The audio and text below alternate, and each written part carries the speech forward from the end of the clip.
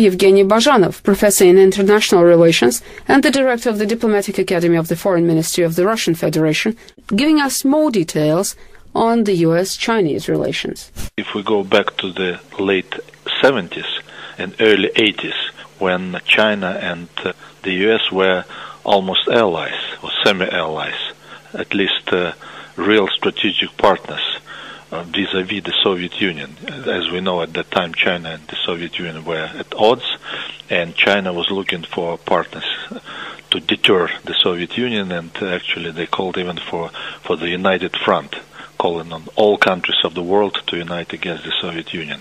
So at that time, when national security interests of these two big nations, China and the U.S., were very similar, very close, even at that time, they always had polemics, and there were issues in bilateral relations between China and the U.S. and in their attitude towards international issues where they clashed. And if we look at the newspapers of China and the United States of that period, we would see a lot of polemics, a lot of struggle, and it continued all the time. And recently, when China became, or is becoming a very strong power, a superpower, as we know, America doesn't like this, of course, phenomenon, and Americans try very hard somehow to stop this growth of China and its growth of its influence, its political might, economic might. It creates additional tensions between China and the U.S. And I'm not even saying now that they are not any longer as close strategically as they used to be in old times. I mean, if we look at national security interests of these two countries, they differ a lot, especially in recent time, because of this growth of the Chinese might, which is not controlled by the U.S., and Americans don't like it. And of course, the Chinese growth is not only in economy and its political influence, but also in its military might. And though China is still far behind the U.S. in its military might, but the gap is getting smaller. So, I mean, it's a tendency when this competition between these two powers continue to grow. And at times, because of specific issues, the polemics becomes very heated. So now it's one of these periods, because for China, islands in South Sea, that issue is very important, very touchy, and it's an issue which is hotly debated inside China, how to defend Chinese national interests. And when they see Americans interfere and try to work together with those countries in Southeast Asia which confront China on this islands issue, of course, for China it's something they don't like. And as I said, there is debates in China on this issue. Some people, mostly the civilian leaders, they tend to be cautious, and at the same time you have some people, especially military people, who are much more, I would say, aggressive in this sense, that they say that we should do something against American interference. So this issue is very big one for both for China and for the U.S., and so as a result they have these polemics. But it doesn't mean that because of these polemics, because of these harsh words that they exchange now, that overall relations between China and America will move into this a real confrontation, because both countries realize that they have many fields where they have to work together. It's first of all trade, it's investments, it's humanitarian ties, and issues in the international relations. Both countries understand that there are a lot of issues where they have to work together in the international arena. Professor, but do we get it right that this time is rather critical for assessing the future of the relations between the two countries, because a series of Politburo consultations and meetings is now going on? Well, yes, it's serious, but again, I say Chinese leaders are very responsible people. Chinese leaders of today, they are not old ideologues who looked at the world in two tones, red and black, or red and white.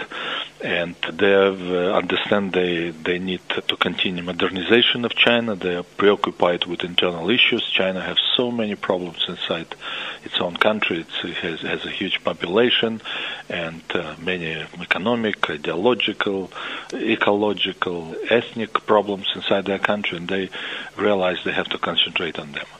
So, and of course, at the same time, they want to defend their national interests in the international arena, and they have to be more and more active because China now is a global power. It has global economic interests, first of all, and you have to defend your economic interests.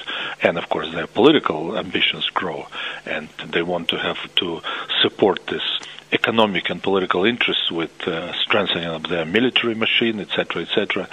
And they don't want to be passive. They don't want to ignore when they feel that the Chinese interests are in trouble, or when they feel they have to defend their national interests, they do it. But at the same time, again, they do realize that because of internal preoccupations, because of common interest with America on many, many issues in international arena, and because these leaders are not, as I said, ideological fanatics, extremists, etc., etc., I don't think they'll allow relations with America to deteriorate to the end. And the same with America.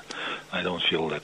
So this issue is important. There are debates in China. Of course, there are people in China who are, I would say, even bellicose, but at least much more aggressive than others, who say that we should, strike back and we should be very tough with Americans. But I don't think this line will prevail completely, and that relations will be deteriorated. They're two interconnected, China and America, and leaders in both countries, again, they're not extremists, they're not fanatics.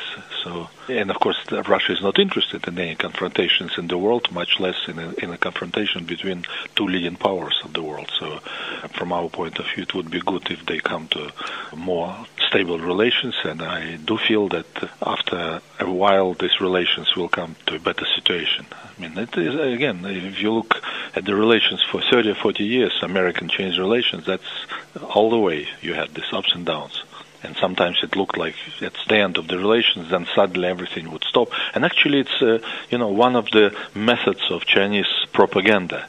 When they're not happy with some country, especially when it comes to relations with America or Japan, if they're not happy, their propaganda becomes very strong against America and Japan, and they publish a lot of articles, make a lot of speeches on this subject, putting pressure on their partners or their opponent. But after they get a concession from that partner on this issue, particular issue, on some other issue, as a compensation for toughness on this issue, the tone of propaganda can change very rapidly. And I witnessed these changes, very rapid changes, very real changes on many, many occasions. I remember, for example, they have good relations with Japan. Everything is okay, then a problem arises, and Chinese propaganda becomes, very strong against Japan. Japan does the same against China. It looks like these two countries are going to have a war in a few months. And then suddenly everything stops, they exchange concessions, and again, everything more or less smooth, and then again, something happens. So I would say what we see now, it's just one of these ups and downs, and it's not a real fundamental change in Chinese foreign policy. Of course, it changes foreign policy of China with years. China becomes stronger and it becomes more ambitious, and it needs to have a more stronger foreign policy because of its global economic and political interests. But this change goes on gradually. It's not something. I don't think we should interpret these current events. It's something like a drastic change in the Chinese foreign policy in the coming months. But this time I think it is not exactly the Chinese propaganda, it's rather the American informational pressure that we're witnessing. Well, American propaganda always was, after Tiananmen events in 1989, American propaganda against China was never friendly. And especially in recent years, when China develops so fast, and especially its military component becomes much stronger than it used to be just a few years ago. I mean, American, I don't know how you call it, propaganda, policy of mass media in America, well, including, of course, propaganda, because it's also done by the State Department, statements and all this. It wasn't friendly, and it was quite strong. I mean, they criticize China on human rights issues all the time. It's been like this for decades. with no interruption.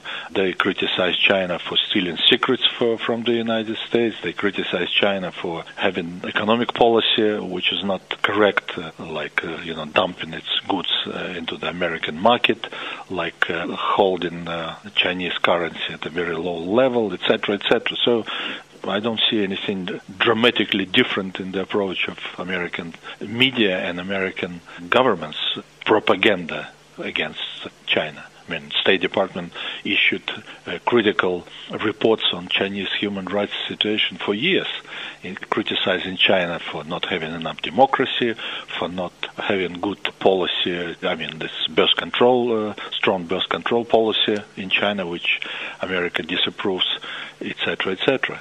And when China and America were friends back in the 70s, Americans used to say that China was a perfect country as far as democracy was concerned. I worked in the U.S. at that time, and Americans used to say to me every day that, in the Soviet Union you don't have any democracy, people are not happy, people are suppressed, people never smile, things like this. And in China, it's a paradise. Everybody smiles, everybody is happy, and it was in the 70s when China had Cultural Revolution.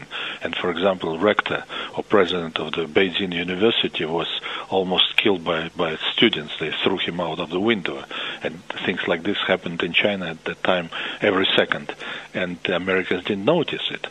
But now, when they've become competitors, opponents in national security sphere, in this overall growth, when China becomes, a strong competitor to the U.S., they've been criticizing China almost every day on hundreds of issues, including lack of democracy in China, lack of respect for human rights, despite the fact that human rights and observed in China now 20 times or maybe 100 times more than they were respected back in the 70s or 80s. So thank you very much. Just to remind you, our guest speaker was Evgeny Bazhanov, professor in international relations and the director of the Diplomatic Academy of the Foreign Ministry of the Russian Federation.